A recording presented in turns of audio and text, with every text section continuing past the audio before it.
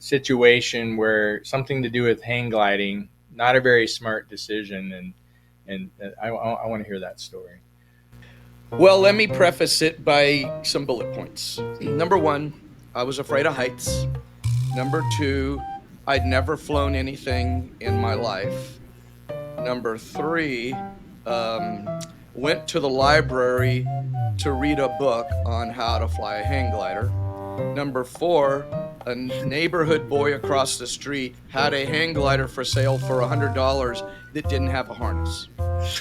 So I was a fireman at the time, and one of my best buds was a fireman also, and we decided that we were going to learn how to fly a hang glider. And so I'm deathly afraid of heights, but I'm going to do it because I learned if I do things that I'm scared of, I kind of can get over that.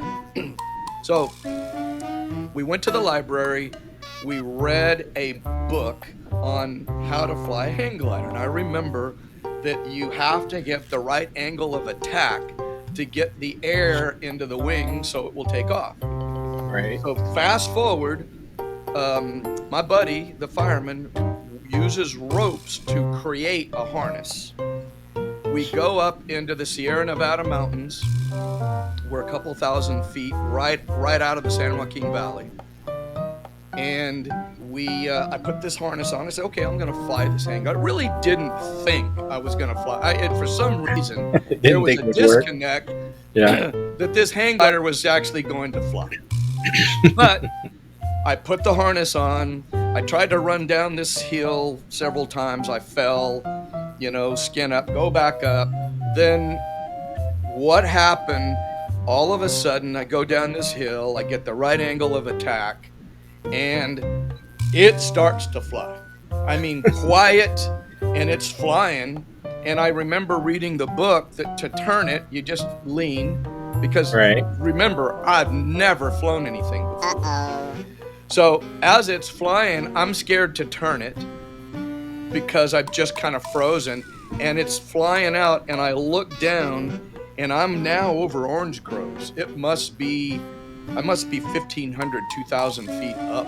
Oh my gosh, you're not just barely over the ground, you're up there. No, because we went up from the San Joaquin Valley up into the mountain. It's a pretty steep, climb, elevation, and just it took air and it started to fly. And then I got panicked and I realized I need to turn this back. So I turned it.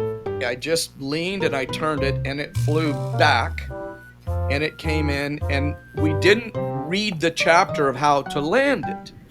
You what? So the only thing that I could do was just turn it, and I crashed it into the mountain.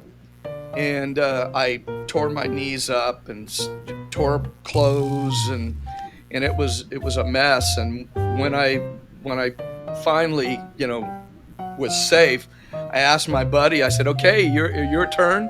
He said, oh, hell no. Yeah. That was it.